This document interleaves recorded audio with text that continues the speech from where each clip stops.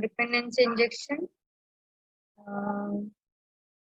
So what is dependency injection? If one class needs the another class, then that class can be injected.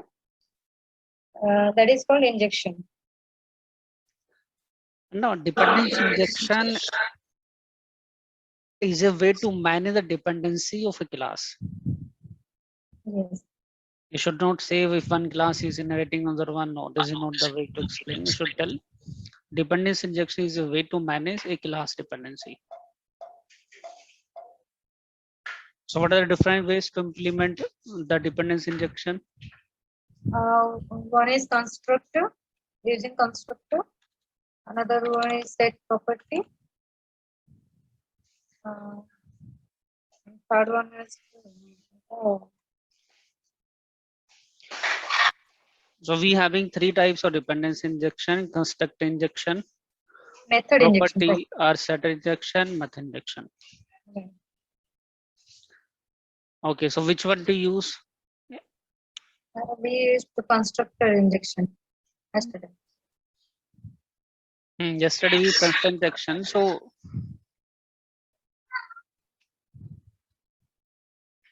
what is the difference between constructor injection, property injection?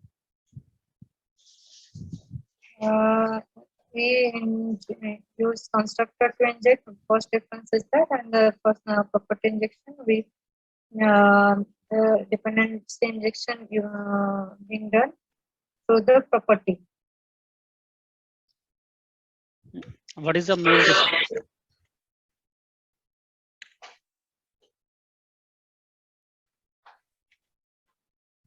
If you look at the constructor injection, every time if you are changing the dependency, you need to create the new object. New object, yes. But that doesn't happen in case of property injection. In property injection, we can change the dependency without creating the new object. So there is a state sharing in property injection.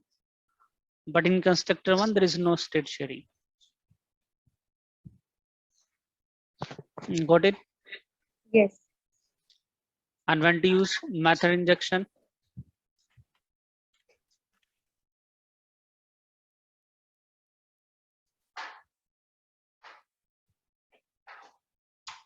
For injection, when we call those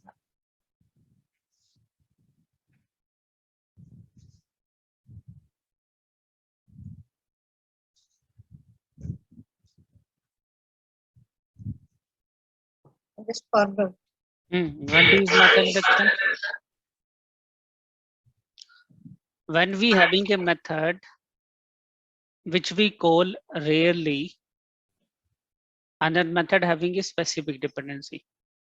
So in that case, instead of passing the dependency through constructor, through the property, whenever you will call that method, that time dependency we will pass. So this is the method injection use case. Is it clear? Can you please say again method injection? Whenever you having a method inside a class, and that method you call rarely, not frequently, and that method having a specific dependency. So in that case, whenever you will call that method, that time we pass the dependency.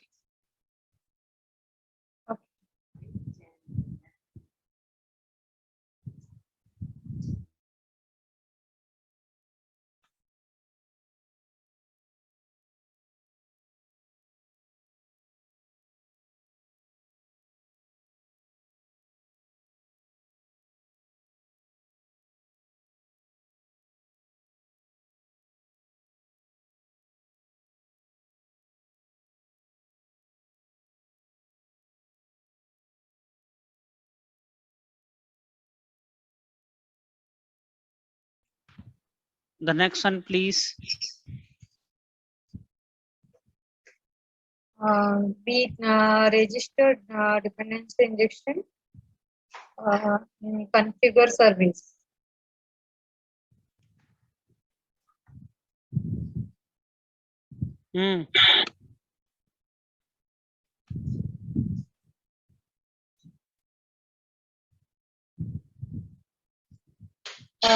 which is a built-in container.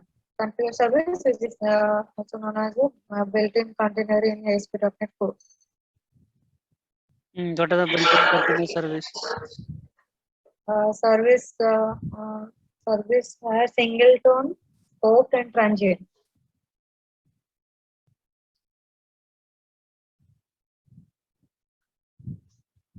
Okay, so what is singleton? Who will tell Just the about service. these methods? Hold on, Vindeshwari, thank you for sharing your learning with us. So please do clap for Vindeshwari. Who will tell about the ASP.NET Core service methods?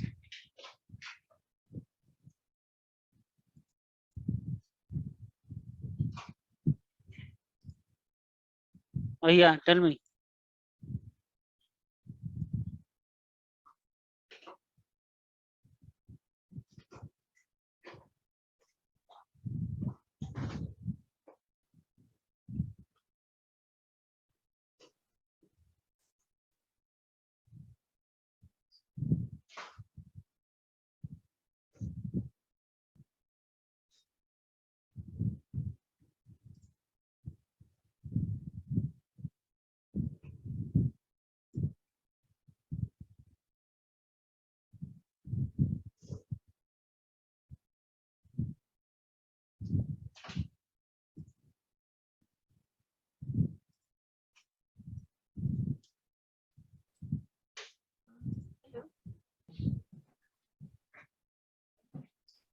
Hello. Tell me. So there are mainly three ASP.NET built-in container service method. One is singleton, scope, another one is transient. So if we are taking like parameters, like instance, then singleton is one request for one for all requests. In case of scope, it is one for each request, and in case of transient, every time we create a new request. Then if we are taking parameter like behavior, then it is stateful. In case of singleton, it is stateful, and in case of scope, it is also stateful for one request. But in case of transient, it is stateless for a request. So what do you mean by the stateful here? Stateful means statement means stateful means for each request we have to for one method we have to create one request. One No, stateful means is here. If let's say you are using multiple instances of the same class, or you can say of the same service, so all the instances will share the same object. That is stateful. So there is no separate object for each instance. Object behind the scene is same. So that's why it is stateful. But there is a new object for each instance, it is stateless. Got it? So when it is coming to the dependency injection one, so stateful means multiple instances are sharing the one object, are using the one object. That's what is stateful.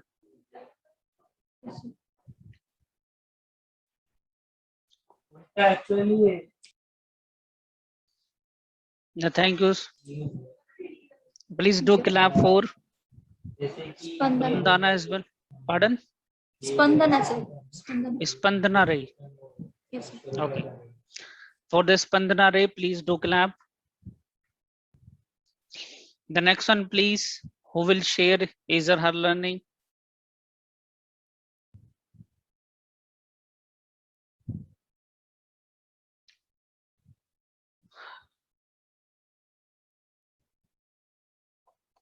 Shiva, are you there?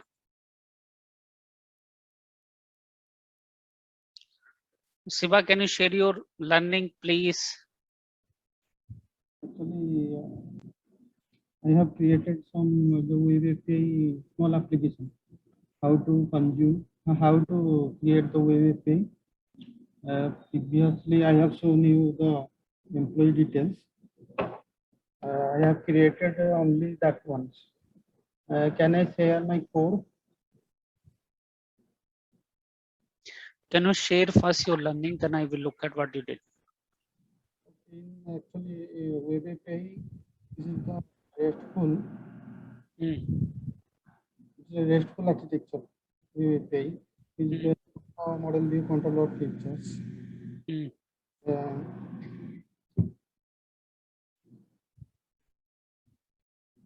That can API support the using Swagger and Postman. You can check. You can check the web API through Postman or Swagger.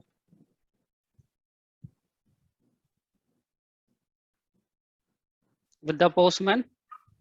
Postman and Swagger, two things.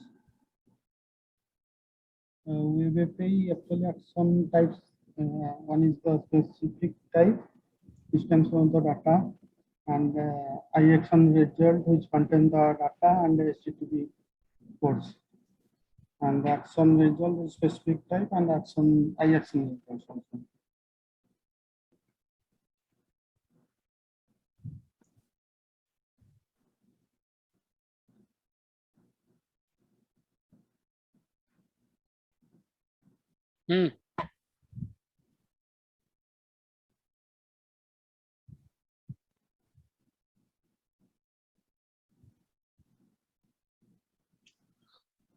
So everyone, we have everything we have covered, I think. You now can share, Siva, your screen, what you did.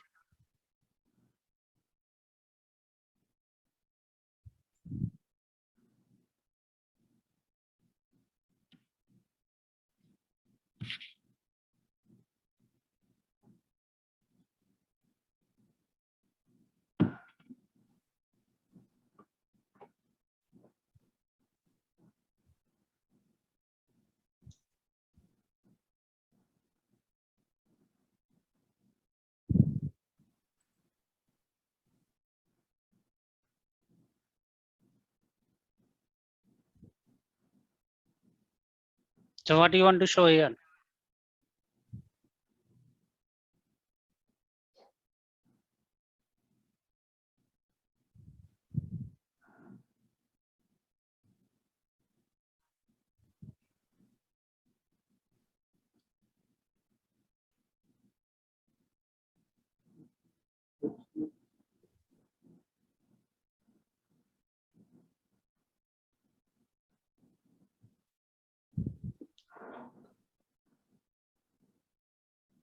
Siva, can you tell me for what you did here? Because the similar thing we already did in case of entity framework class as well. Actually, I have created the web API for that. I have created this API control gesture. You can just enable the return.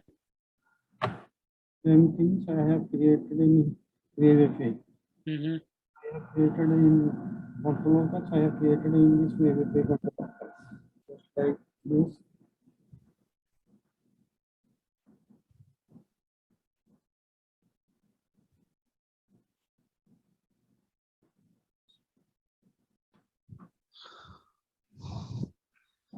Okay, that's fine. If you have tried your end, it's very good. You tried to call the function from your end. This procedure, using the procedures. Procedure to try to, that same thing I'm saying.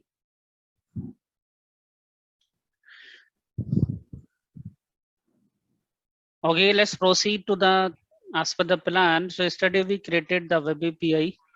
So make sure you have opened the same project over there. So this is my day 7. So what I'm doing here, I'm just going to copy the same thing into my day 8. So day 8, I'm putting here for web API.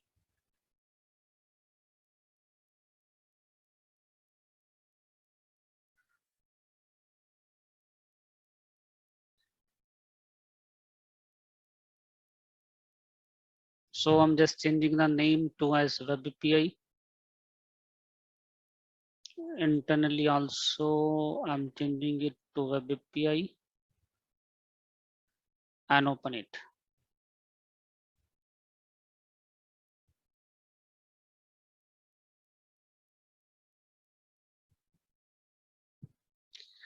So I hope everyone has opened the yesterday project.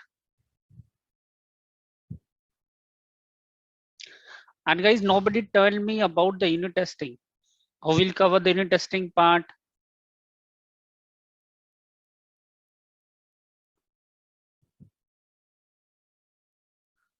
Ritika, Yes. what is unit testing? Unit testing, the basic testing that we do for every method, whether it is giving the correct output in all scenarios or not.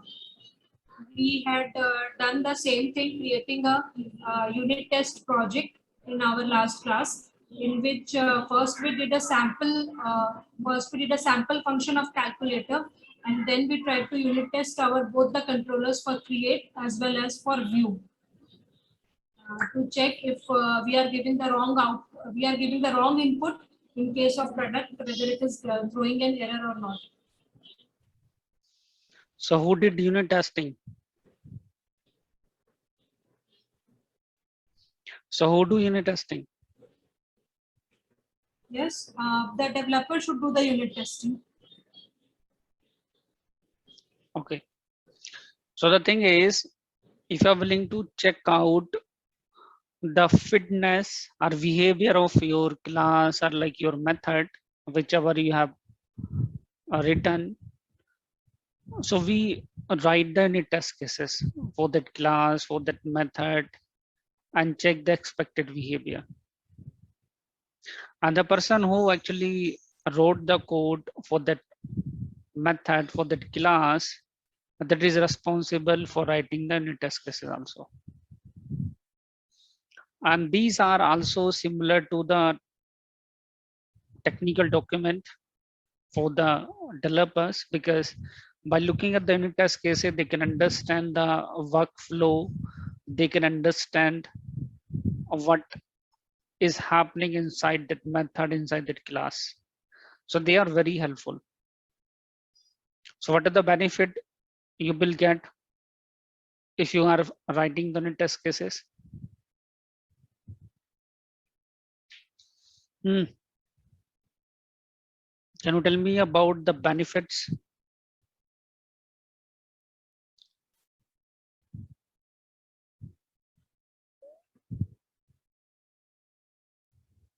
Anyone? It will be easy to identify the errors in the program. It will also help us to develop faster, because we'll get more time in development rather than bug fixing. No. The thing is, the reason behind of reducing the development time is you actually well know about the workflow. Because the issue with the developer team happens, they don't know the complete workflow. They just know what I'm doing. I just wrote a method. So their understanding is limited to that method. They don't know how the input will come and how the output will go. So that workflow picture is clear. The people who are involved in that one, so that help us to identify the bug fixing, to identify the issues which might raise when the code will go to the production one. Because usually what happens, the developers already know that bugs inside the code, but they intentionally commit the code to the server. Then from the testing team, then they get the bugs. So better is here, why not to identify all the things at development time, so that we will have the very less number of bugs from the testing team over there. And the most important benefit is here in maintenance. Because in the maintenance, what happens if we were not involved from the starting of the project? So what do we do? In the maintenance phase, a similar code we start replicating, because we having a fear if I will change the existing method, so it might break. We are not sure about what will happen. But if you're having the unit test cases, so by running the unit test cases, you can understand that method behavior and identify what are the new changes can be done into the existing code to fix this issue, or let's say to fix this new case. So in that perspective, unit testing will help you. But there is no doubt unit testing is time taking process, not the case. Let's say we are giving 1 day to the development, or only in 1 hour, 2 hour, you can do that testing. Sometime the testing take the 3 day, let's say more than the development time, because you need to figure out whether everything is working fine or not. So it is a time taking process as well. So almost it takes the same time as the development time takes, and sometime more than that also. Is it clear? Yes, yes. Okay, so let's proceed here as per the plan. So today we are going to see the other features of the ASP.NET Core Web API. So other features are here. We having the, first of all, let's understand the HTTP methods. So yesterday, if you will see what the code we have written, and the code label, we just use some methods. So we are using here get method, post method, put method, delete method. So actually, which one to use in which case? So when it is coming to the get method, it is recommended to use whenever you are retrieving the data or resource from the server. Then we having the head method as well. Sometimes the people prefer to use the head method. So in the head method, we only get the response status code. We didn't get any response body.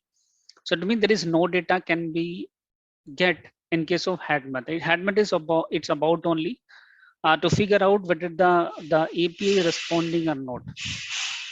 If the API will respond to us, it will return the status code as 200.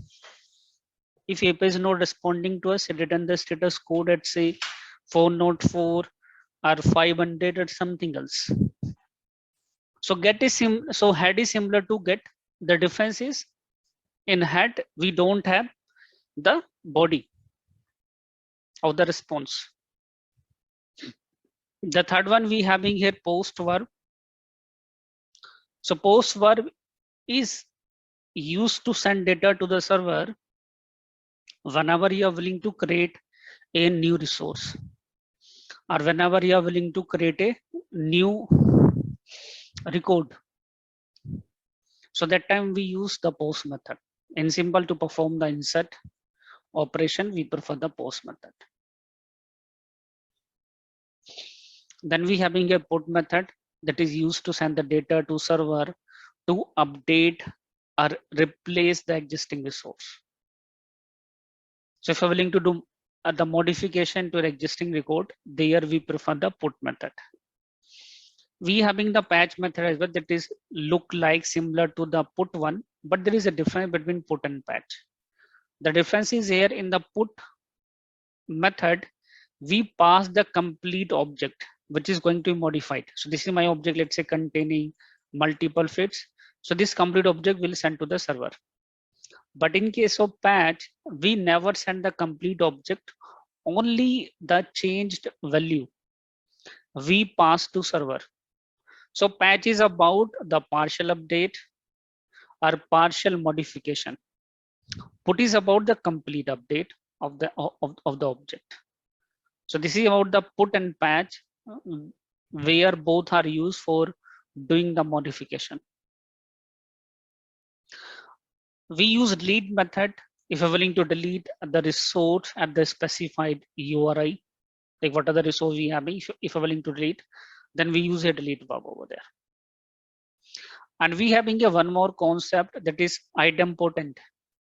So if you're looking at here, get, had, put, and delete are the idempotent method, because they always generate the similar result, maximum time. But sometime put is not idempotent, it might create the different result. Okay. So post is not idempotent, even sometimes put is not idempotent. But in the maximum case, you will find out these methods are idempotent. Idempotence means every time when you are requesting them, you are getting the same behavior of the request. So that is idempotent. So do you have any query regarding these HTTP protocol verbs or method? Because it is very, very important to understand when you are dealing with the REST APIs. Is it clear? Good to go ahead.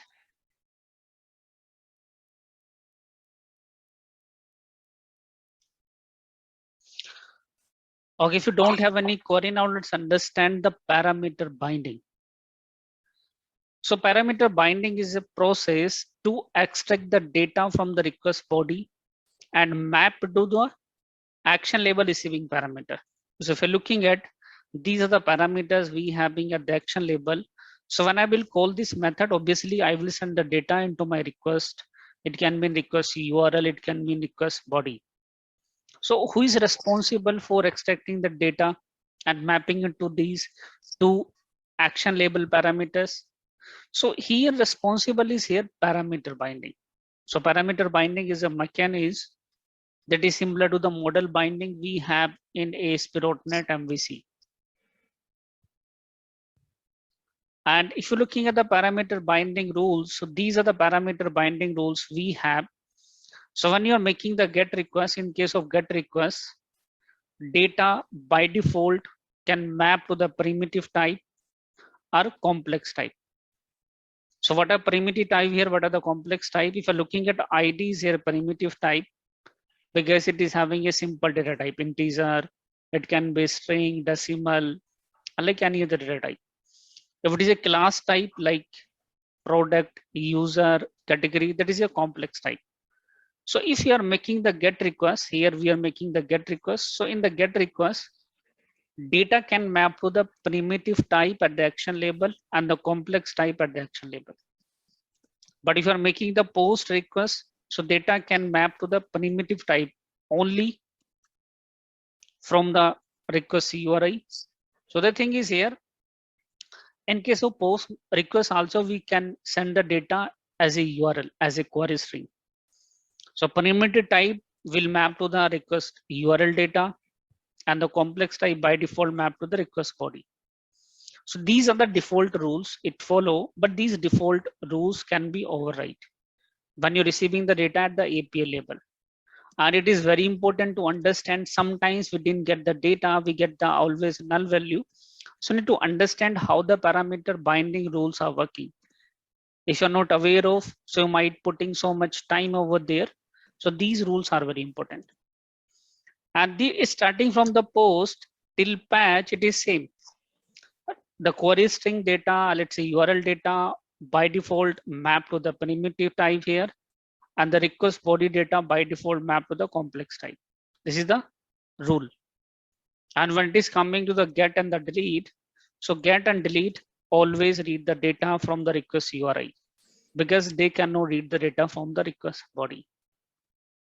So these are the default binding rules we having, you should know.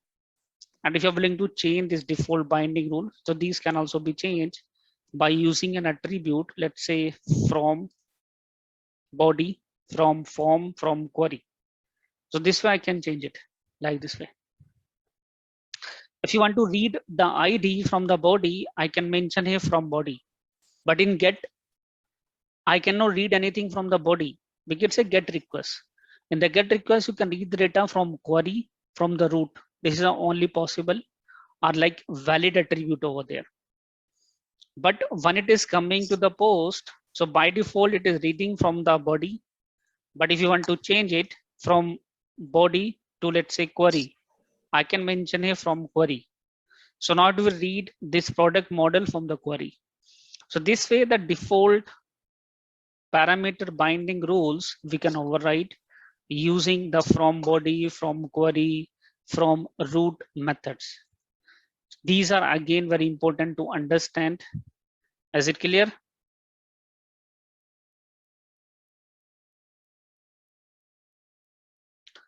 So guys, good to go ahead. This is about the parameter binding, which I told you here. And I'm not changing here these default root because I don't need actually them. I'm fine with the default rule, but it is folly, but sometime it is required. So that time it is important to know how the rules are working. In maximum Which case, it the is default required? one, in maximum case, the default rule fine with you. Sometimes only you need to override. As I said, when I'm making the post request, I'm not sending the data into the request body. I'm sending the data in the request URL. So how the request URL data you can read? You can read it only using the from query. Otherwise, you will not able to read it. Okay. So when you're making the post request, but data you're now sending the request body, you're sending the data in the request URL. And that data you need to retrieve here. So that time you need to use from query. Is it clear? Yes. Now the next thing we having here content negotiation. As we do the negotiation, when we go for the shopping and when we purchase something, similarly, client can negotiate with the API. A negotiation can be done whether the client need the data in JSON format, in XML format, like any other format. So for that one, the client send a format. A client send a header, and which format the client need the data. So we having a accept header. So using the accept header, we do the negotiation of the data. If in the accept header, we will pass the value as application slash JSON, it will return the data in JSON format. If I will send it in application slash XML, it will send the data in XML format. So by default, ASP.NET Core Web API support the JSON format. You don't need to define it explicitly. But to add the support for XML, we need to add these methods. So XML serialization is not by default supported here. So open the startup class. Now let me change this services.add controllers to add the support for XML serialization as well. So I added the support for XML serialization as well, so that I can return the same thing from this API. Now the same method can able to return the JSON data and XML data simply. So I shared through the chat.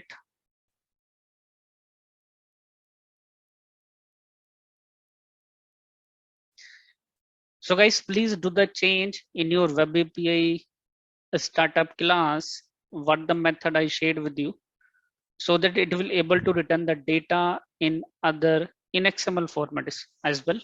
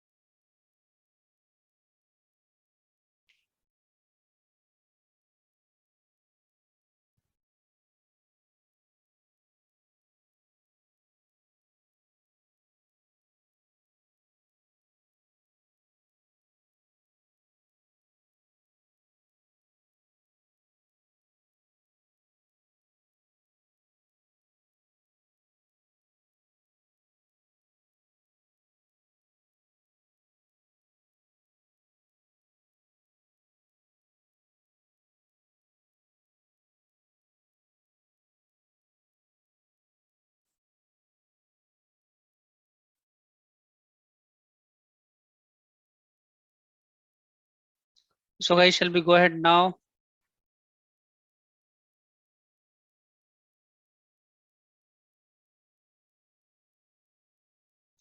Okay, now run the application. Just run your web API only. I'm running my web API only.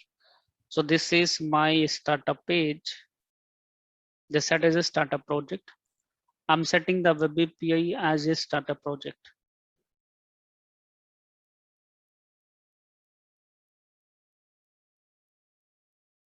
This way. Now, let me copy this URL.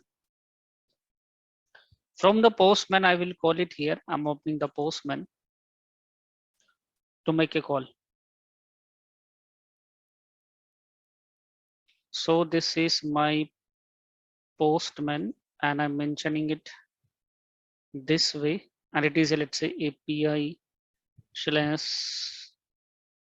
product. Make the GET request.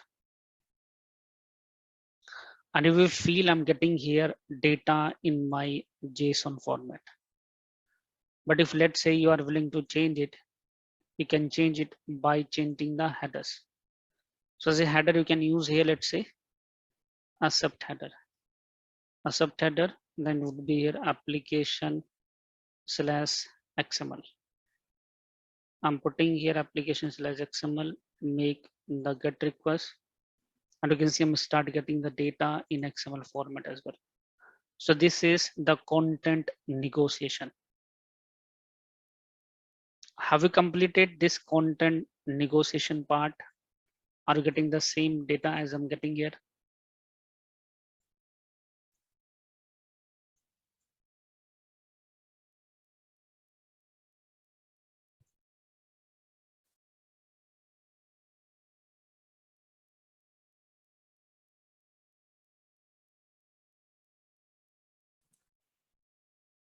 Why I'm not getting any result through Postman? Make sure you're using the proper GET request. Get request, I have choose get request and pass the URL.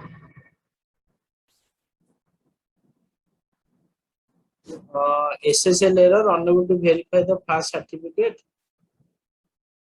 I'm getting this error. Okay, so make sure you have disabled the SSL certificate setting in your Postman label. At the Postman label, we having the option. Okay. So there's a Postman setting you need to change setting. Then make sure you have disabled the SSL certificate verification. Otherwise, you will get the error. Where So is the this- setting icon? Where is the this setting one, icon? this one. No, in the screen. Where At the is top level right hand side, this is the setting icon. Okay. So make sure SSL certificate verification you have disabled. Yes. Now coming.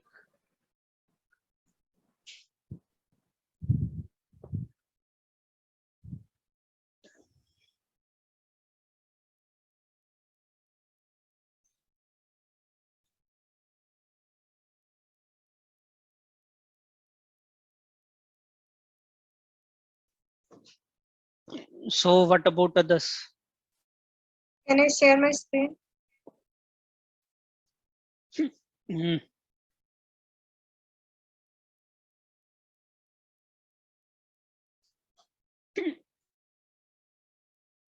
Yes.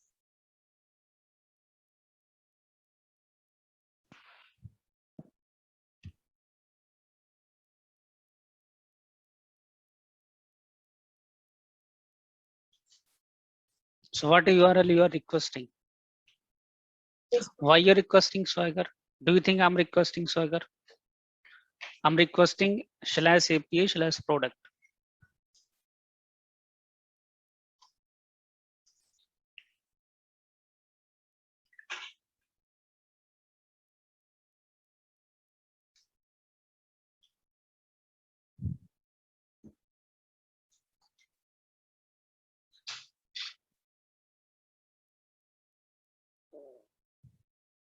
So getting data. Yes, Hello. I'm doing mistake here. Thank you. Hello. Yeah, tell me. Surendra, I am having 4.not response. Can you speak loudly, please? Actually, I am having 400 that means the responses for .NET. Hmm.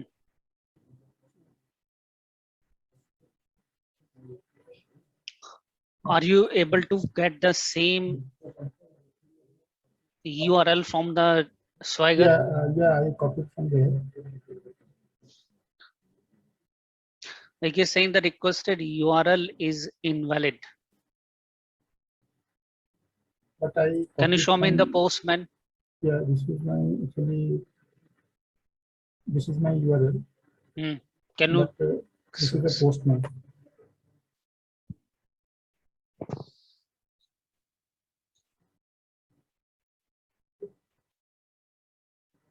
Can you show me in the Swagger UI? It is working fine or not? Call first one API/product.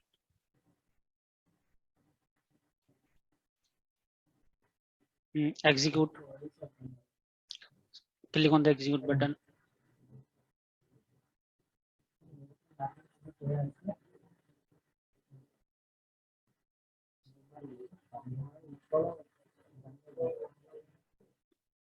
Is it your project is running? Can you check?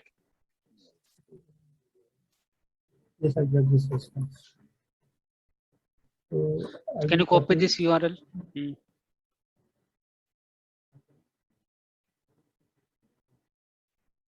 And put here.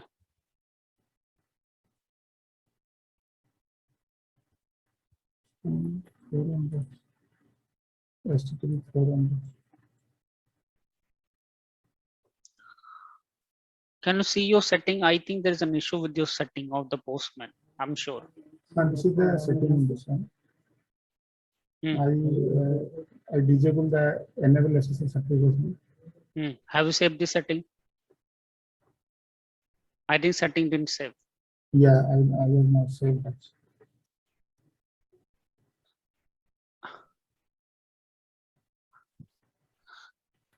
Can you reopen your Postman? Okay. Close it and reopen.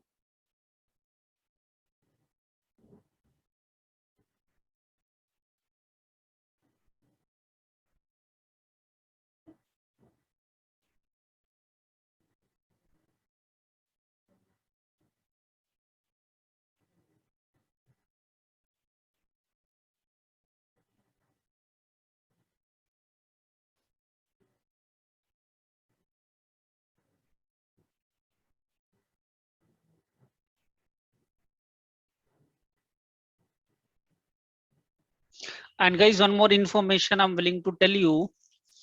On this Friday, means tomorrow, I will give you the assessment. Got it? And everyone has to complete the assessment as a part of the evaluating this training program. So make sure everyone is preparing the things, whatever we have done so far, because on Friday, I will take your test.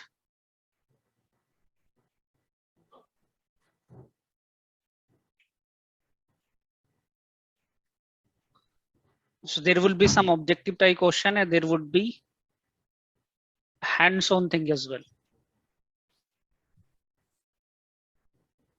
Guys, what about others? Are you able to complete the things what we have done here? So I am trying this. Actually, it is taking time to open. Once it is open, I will. Everyone, can you confirm from your end? I hope everyone has completed the content negotiation part. What do we need to change in the headers for XML serialization? Yeah, in header, make sure you are mentioning the accept. Accept header value you are setting applications as JSON. Then only you'll be able to get the data in XML format. Accept application / XML. So how many people are getting the data now in XML format? Can you confirm?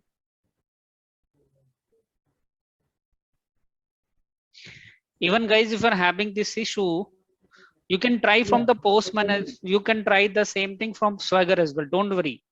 In the Swagger, when you will click on the try it out, so we having the option in application/XML here. From here also you can change the media type as XML and get the data in XML format. Don't worry, if Postman is not working, and the Swagger UI also we having the same option. You can see. So from the Swagger UI also same thing can be tried. From here you can see the people who are having the issue. So The controller, the API names, as we can see, all the APIs are having the same name, the controllers. We are not getting the / accent names. I think the thing is at the routing label, we have defined the routing this way, API/controller name. And we are finding the appropriate action based upon the verb.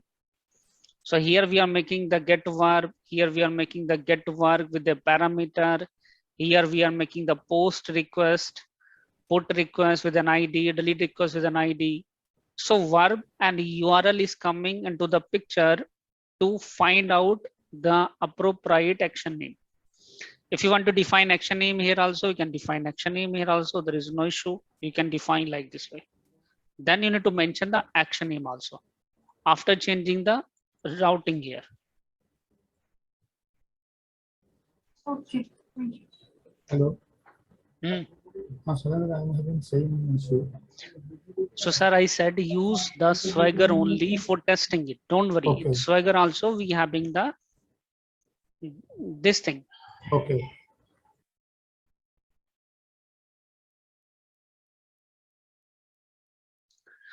So the people who are facing the issue from the Postman, so use the Swagger. This is the Swagger, and they have been the media type. Just do mention here applications/XML and try it out.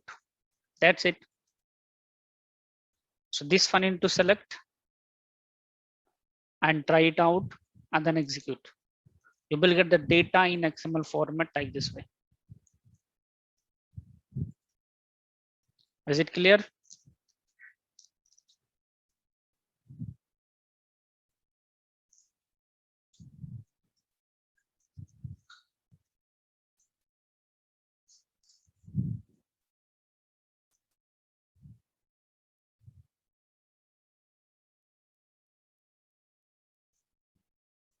In Postman, in which part you have set the accept value? Header. Can I go to the Postman? Make sure you having the header here and you sending this. No, this accept row is not coming. You need to type it. Type it.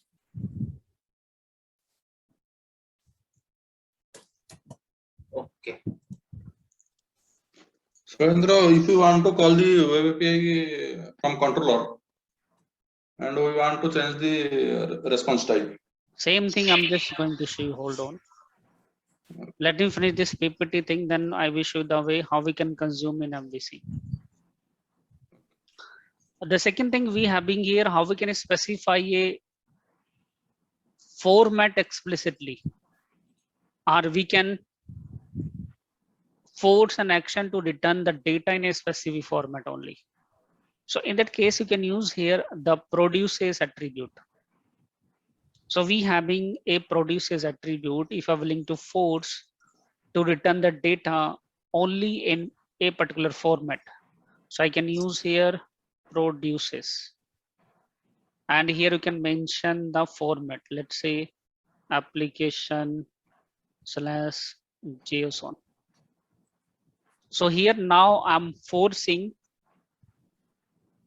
to this get products method to return the data only in JSON format.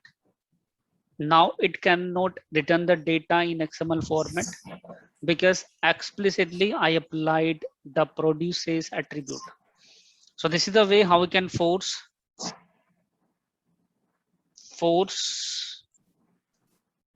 to return data only in JSON format this way.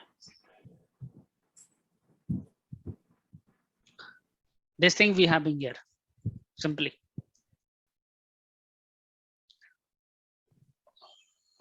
Okay, now let's see here how we can consume this web API in our MVC application.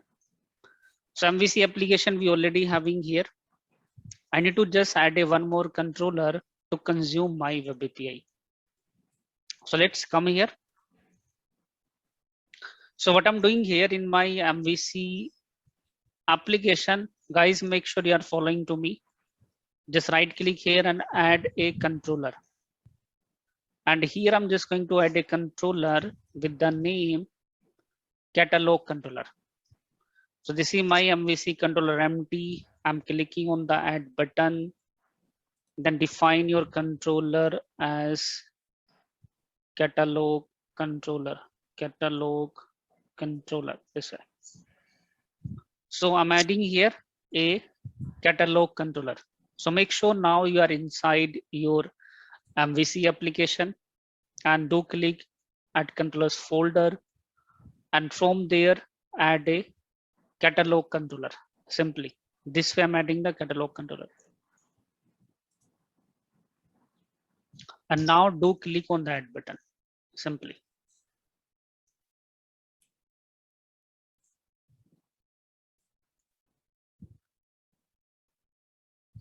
So have you added the catalog controller inside your web app project?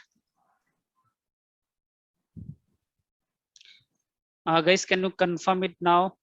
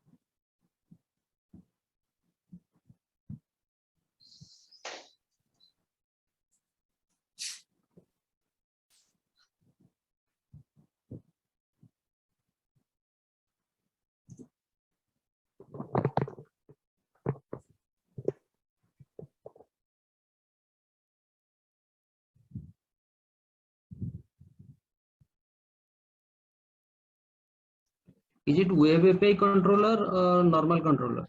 It's a MVC controller.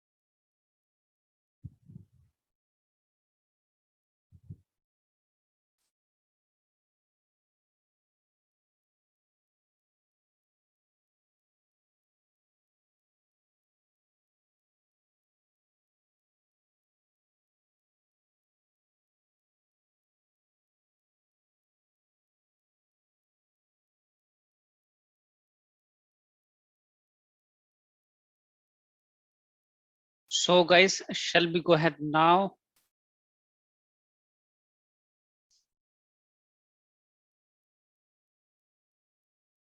I hope everyone has created the catalog controller. Okay, very good.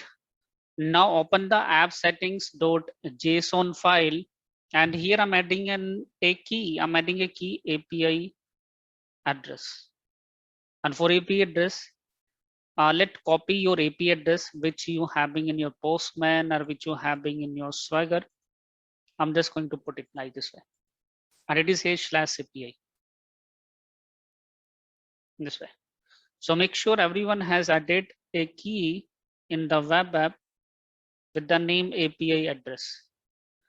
Now I'm just going to use the same API address in my catalog controller to access my API. So this is my controller. I'm using here I configuration. This one, it is, let's say, config. I'm adding the namespace. Now do inject it like this way, config equal to config. This way. And now for making the HTTP request, we have been get HTTP client, and just do one thing. It should be here underscore I'm using here, and here also I'm using. So this is my underscore client. So this is HTTP client we have now, and let me use here base address as well. So URI, and it would be here base address. So base address I can access here using base address, new URI, using the config. I can get my base address as a config. I'm getting here this API address. This is my API address, which I'm getting it simply.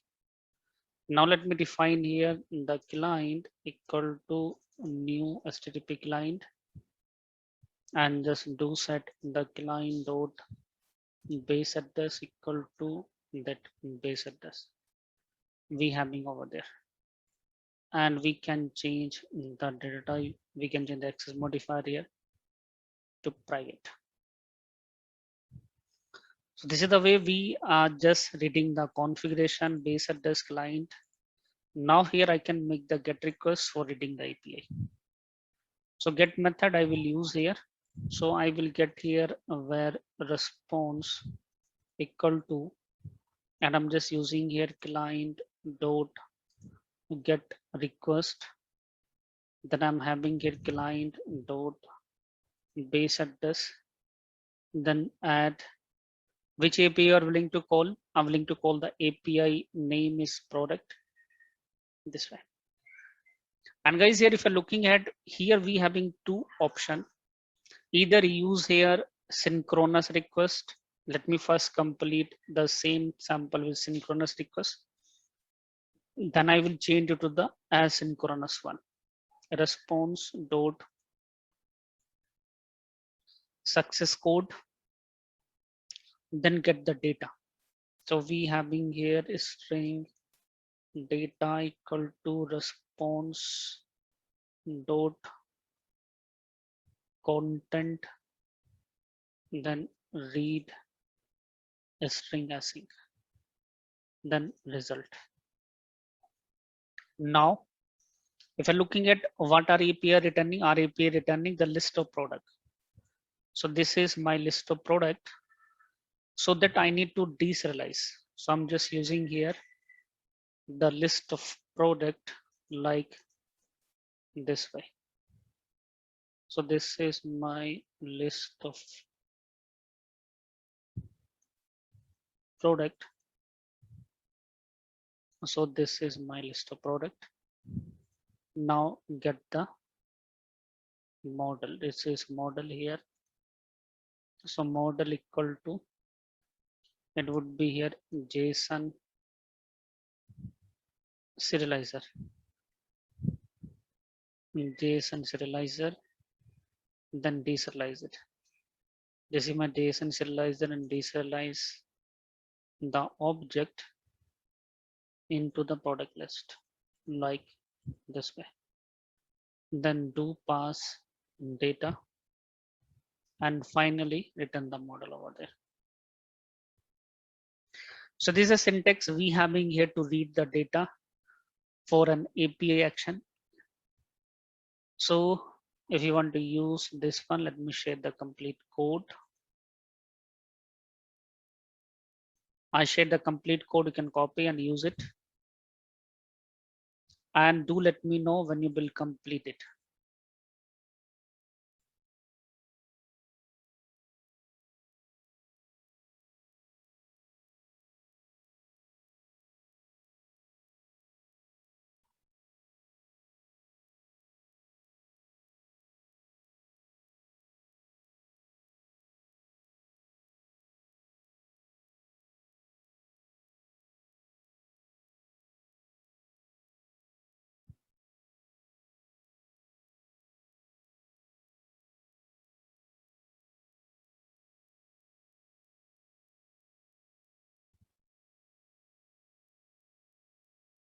Chandra, what is HTTP client here? What is the role of HTTP client?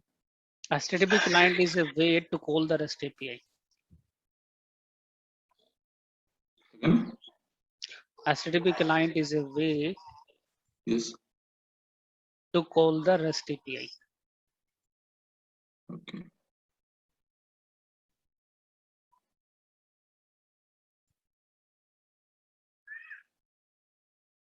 It contains the method which will be useful for calling the methods web API. This is the same syntax we have in .NET for calling any REST API. So when it is coming as a REST API, we Yes. always use this syntax. Okay. So another doubt, in app setting we are adding a key. Okay. So without a constructor injection, can we call the a key? Can we access the key Without value? constructor injection, we cannot access it. Okay.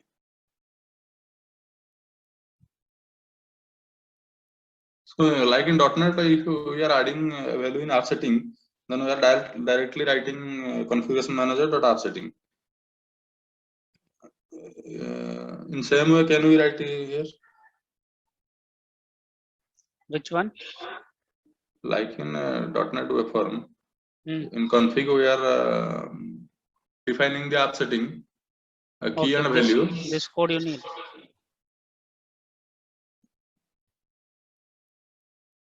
No, this code I already have. I just want to know how to call without constructor injection. Is it not possible, right? Now, without constructor injection, you cannot call it because somehow we need to read the app setting.json. How we can read it? We can read it only using this I configuration. This is the only way we can read it. Or you can do one thing. You can create a static class. In the static class, you can do the injection. There's static class, you can use it and use it.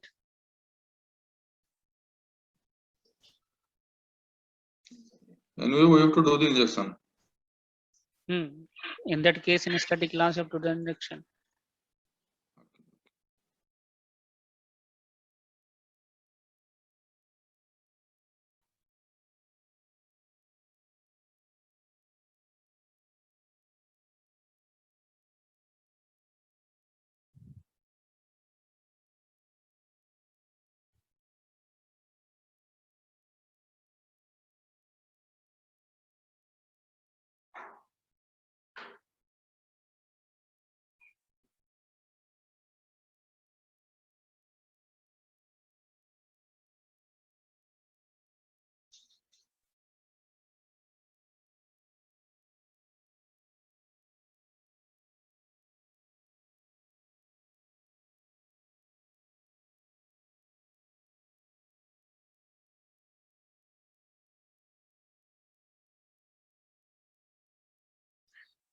So guys, are you getting the same output? So good to go ahead.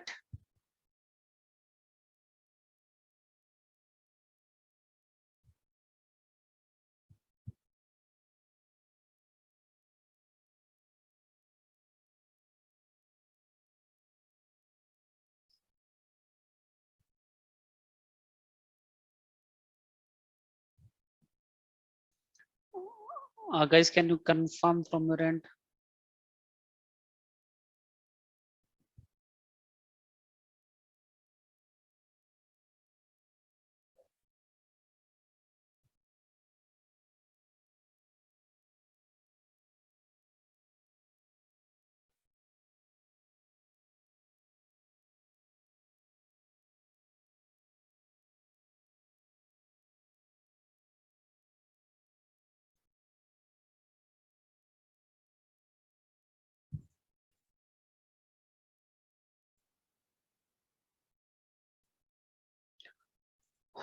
Okay, that's fine. Let's get started to proceed it. So I have not added so far the view. Let me do right click here. I'm just clicking on add view. Then we having here laser views option over there.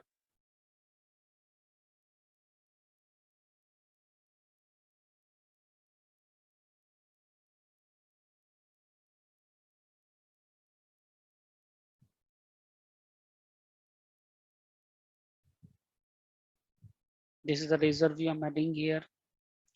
View name is index template. We having here, let's say, the list one model class.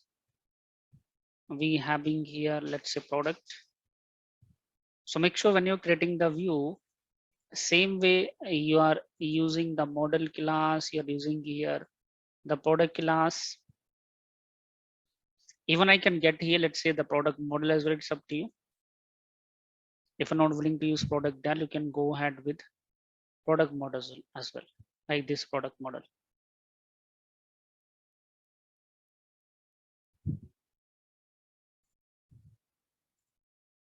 This one also. So I'm using here product model. Now do click on that button.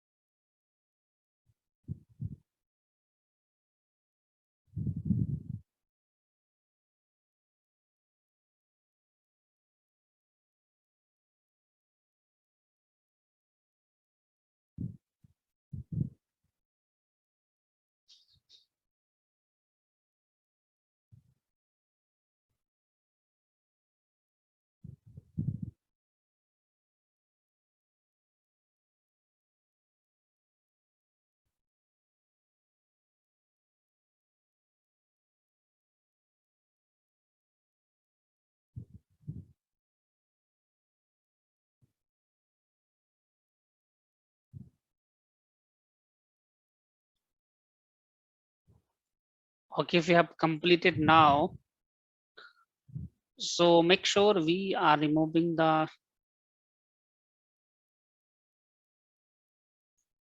category ID from here. From here also category ID I'm removing. And for added, let's say you're mentioning the ID, then item dot product ID. And here also I'm using item dot product ID. And make sure we having here on click and return confirm and Are you sure to delete? This I'm putting it. So I just change it like this way, simply. But if you have changed like this way, so make sure here also you have changed it from product to product model. Product model. Otherwise it will not work it. So here also make sure you have changed product to product model and run the code now. So this index code I just changed from product to product model. So this is the one I shared through the chat.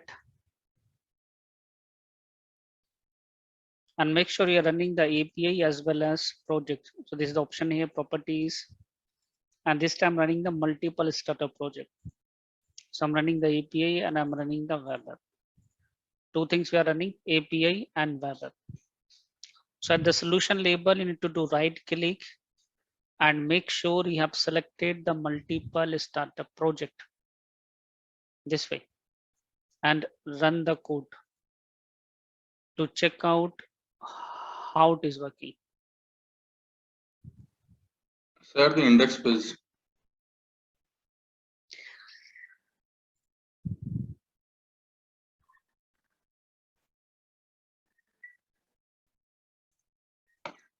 Index page code you can generate easily. It's auto generated code. What you have just what modified you can share.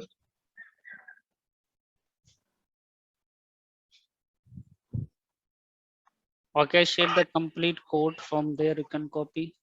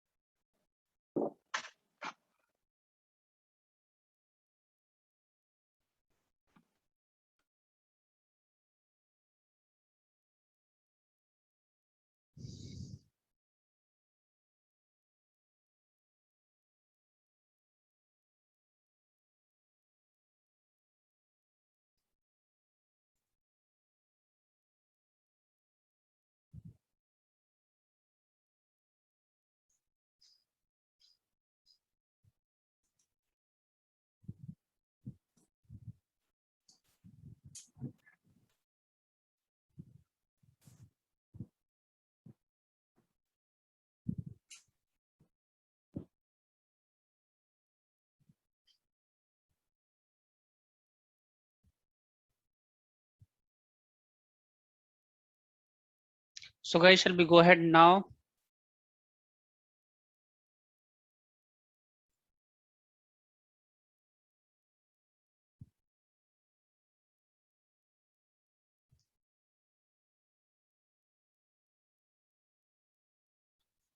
So run the code to check out how it is working. So this data is we are getting from the older code. So make sure it is here. Let's say catalog 1. And I'm getting the things like this way. Are you getting the same UI? Even for navigation, we can add at shared page. This is my underscore shared. Let me add the navigation here for catalog.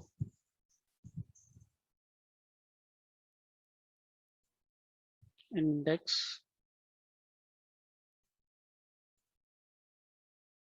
And we having for products also. This is my product we are having. Now reload the things to check out how it is working.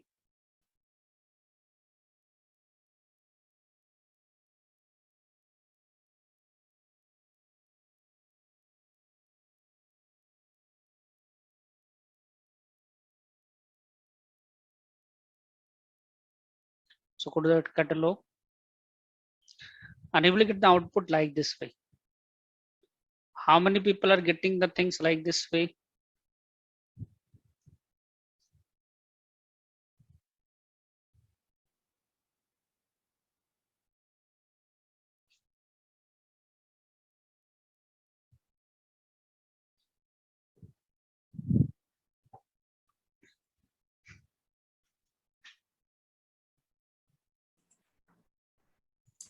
Yes, same screen as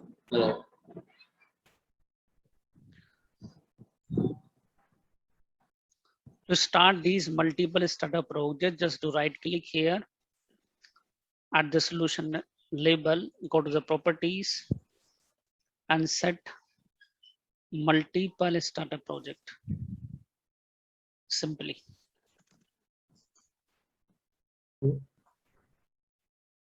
So I set here web API and web app both as a startup project.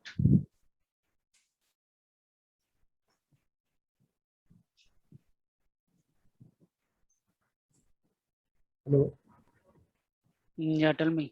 Surendra, actually, while doing scaffolding, I am getting some error.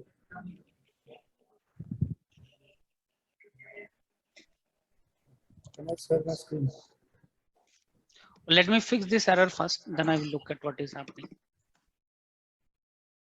So guys, if you're getting the same output as I'm getting, just do one setting which I didn't, which we have not done so far. Open your web API.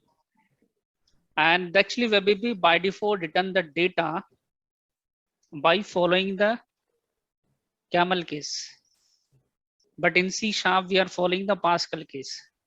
So just do one thing. There is option available. It add controller. Let me add a method here. Add JSON options. And just change the JSON option. And there disable the camel case. Options dot JSON serialization option. Then we having the property naming policy. Then make it null. This way I can make it null simply. So this is the policy which I'm using to make it null. Now run the code. Code I shared with you completely, which you need to mention in your web API so that it start working. So we having to catalog, and now you can see I'm getting the data here properly. If you will see, I'm getting a product ID, product name, product description.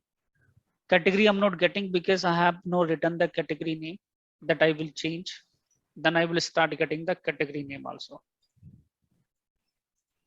So I hope now we are getting the proper data in the list as we mentioned over there.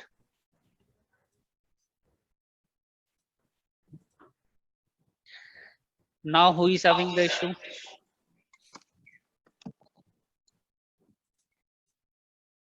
Surendra, I am having an issue.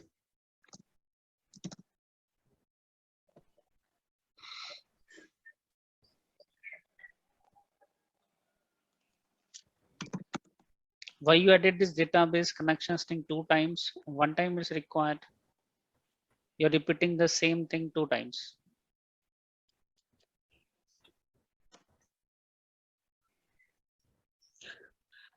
So one delete.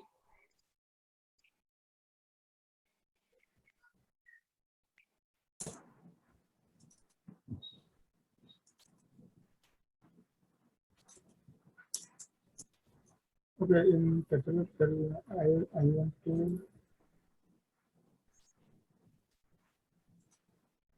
No, second one. Why don't select first one?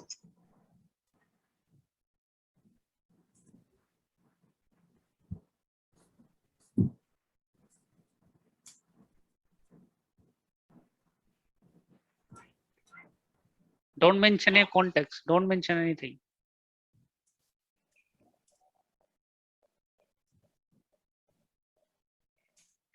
At that time, I was selected contestants.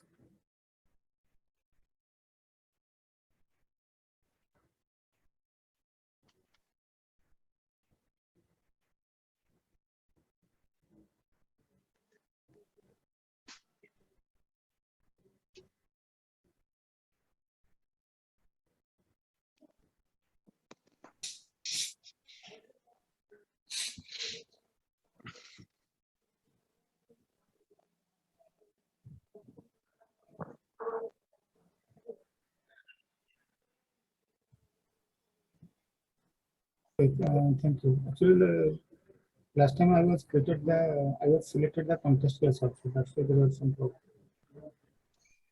Now it has been created. So what is the issue? And then okay. That time there was.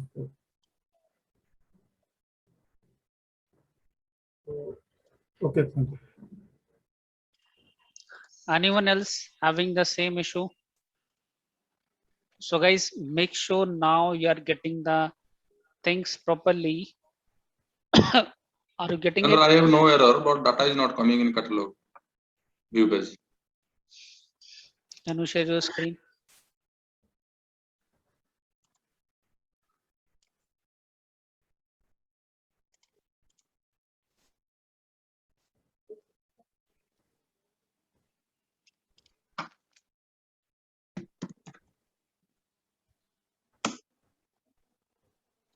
Make sure you're running both the project. I think you are not running your API.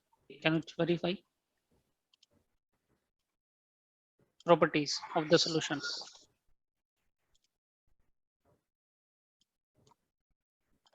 Okay, you're running. Have you Yes. put the breakpoint?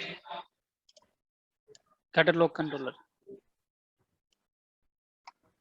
In catalog controller, put the breakpoint here. See what it is saying.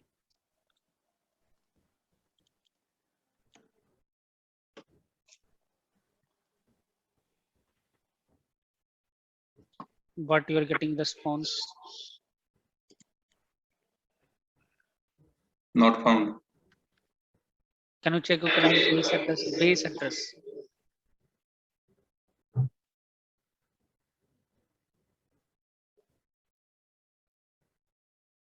Make sure it is same 44390. Can you check your API address?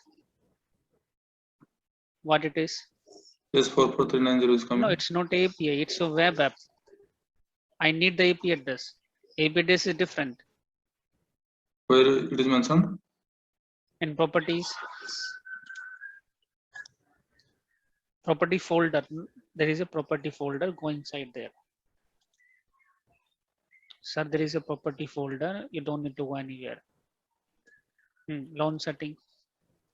Phone number is a 44370. This one.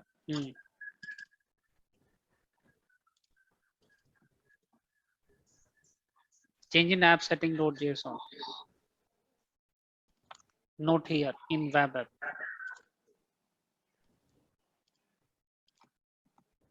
Now restart the application.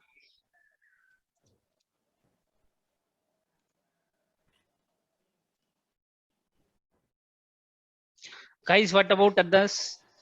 Are you getting the same output as I'm getting here? So make sure everyone is getting the same output.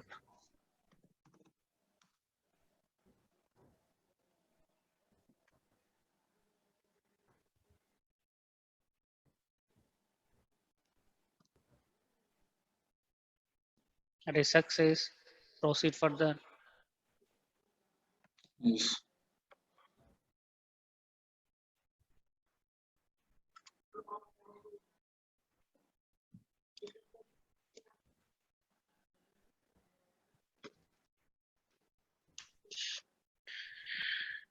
So I'm assuming everyone has completed.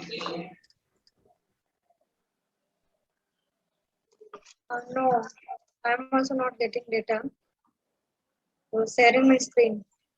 Hmm.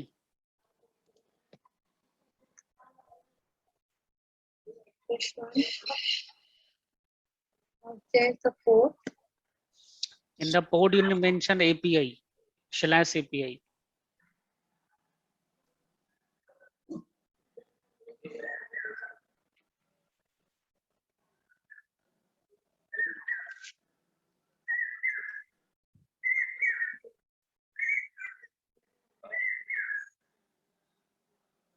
Guys, what about others?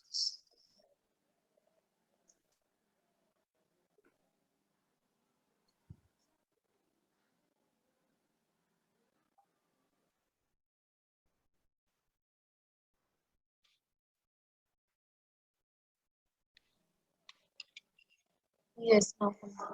I hope everyone is now getting the data without any issue. Yes, Iba, share your screen.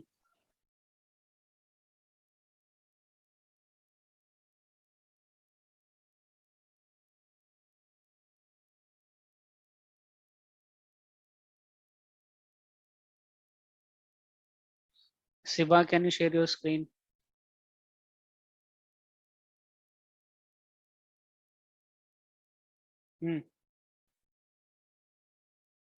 Can you show me the app setting.json file?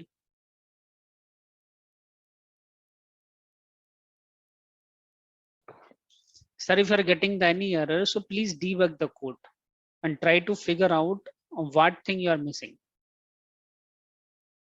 Visual Studio are having a very good debugging capability.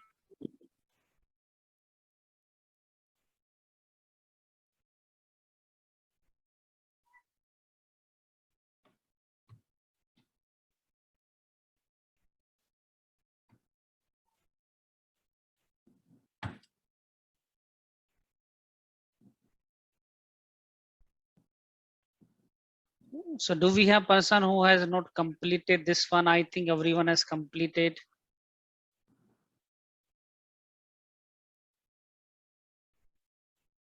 Siva, can you open your app setting.json file?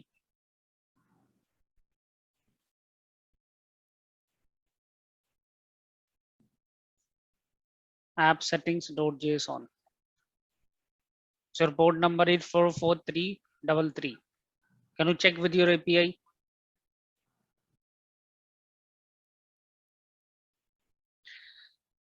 In API, there is a properties folder.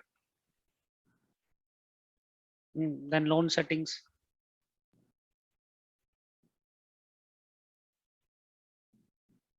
Loan settings are not, it's a loan settings and properties folder.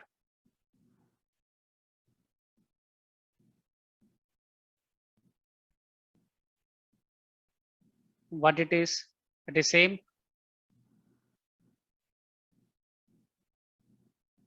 44373. So make sure it is same there also. Is it same? No different.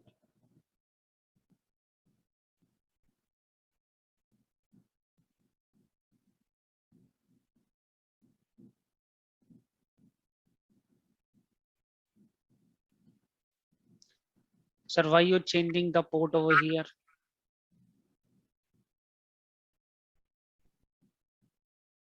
What different? So this port you need to copy and put in the API address. It's not a API address, sir. It's a loan setting of the web app. Open the app setting in the web app project. Open the app setting file in the web app. Open the app setting inside the web app. Go inside the web app project. Go inside the web app project.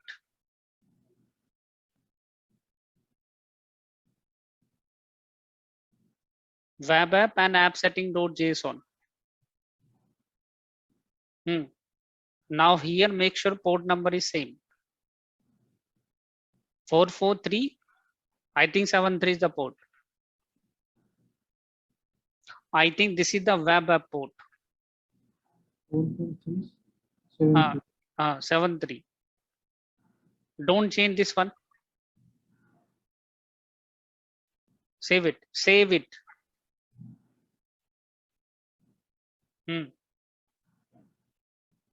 Do change the port number here. Now save the application and run the code.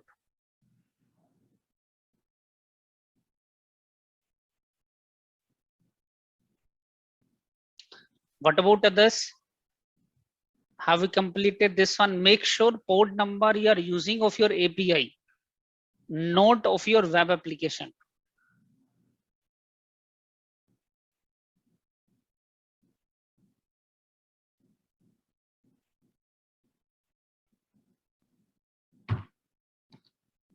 Now I'm assuming everyone has completed,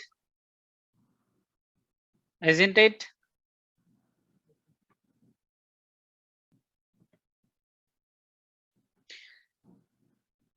Okay. Surendra, I have one doubt. If we will build application and will move to production, then is there anything need to be modified in launch setting? Launch setting never published to the server. Okay. What are the port number you will use over there to hosting that application that you need to put in app setting.json. There is no role of a launch setting in production. Yeah, there is no role. Okay. Launch setting only limited to the development environment. Okay.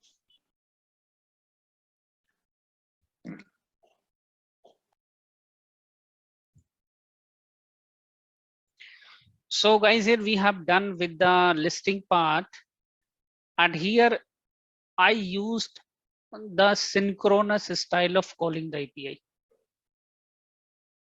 But this one can be changed into the asynchronous one. If you want to change, just follow to me. I'm just commenting this code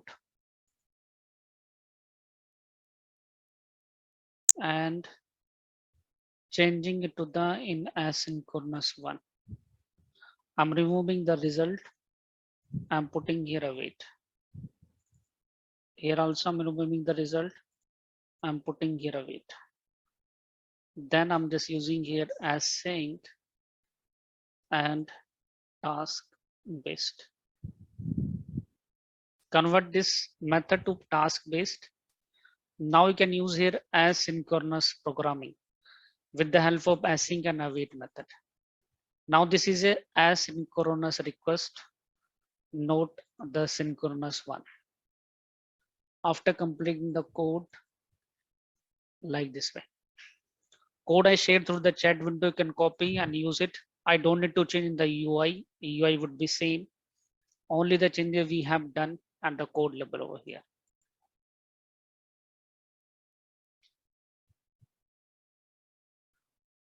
So good to go ahead now.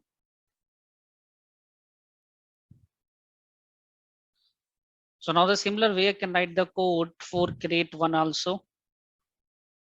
So I'm just adding here a method where I will use create one. I action result, and this one we having for create return view, and it is for create.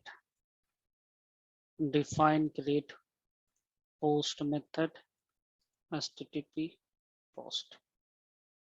Then we having here product model. So product, I'm using a product model simply.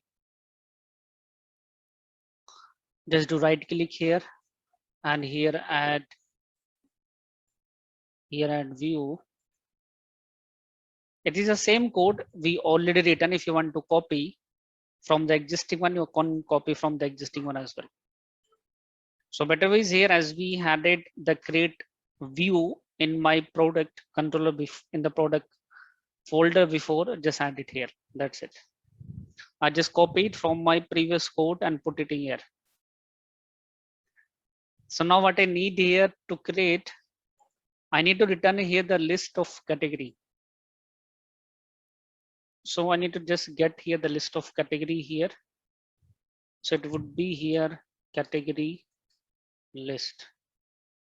I'm writing a method get categories, and this time I'm just going to get here category. I'm going to call the category 1, and everywhere do replace with category, and it is here return model category and I enumerable category. And if you're willing to make it async, I can use here async. Other you can use a simple one also, but I'm showing you here the async style this way. Finally, let's use here view back dot categories equal to get categories this way. Here also I will have the get categories, and let me check if model state dot is valid, then add the things for adding the product. For adding the product, what I need to do here, if you will look at here, when we are reading, we are going to deserialize it. This is the deserialization. Same way, when you will pass to the server, I need to serialize it. So let me serialize the data into the JSON format. A string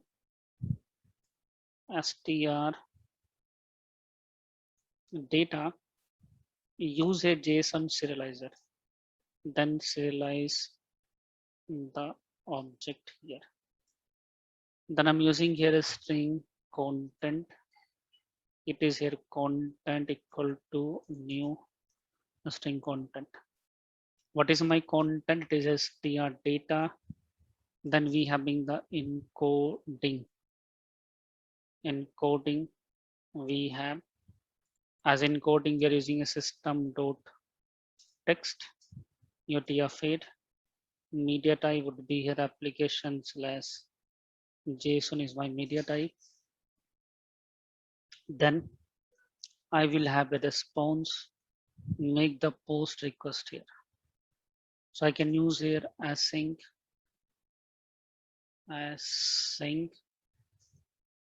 and task based. This one.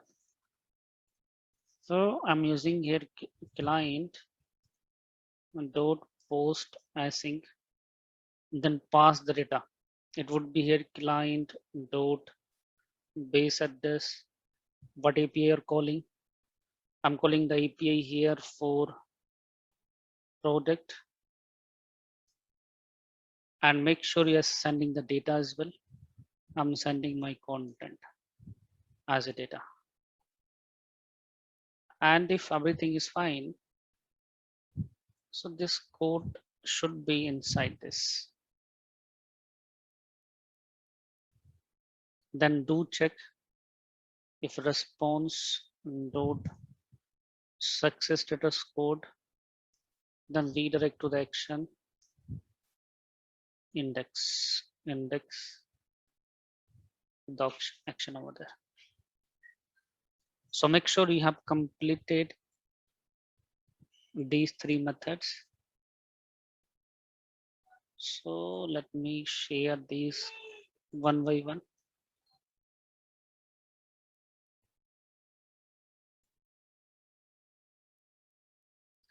I share the code. Please use it and do let me know.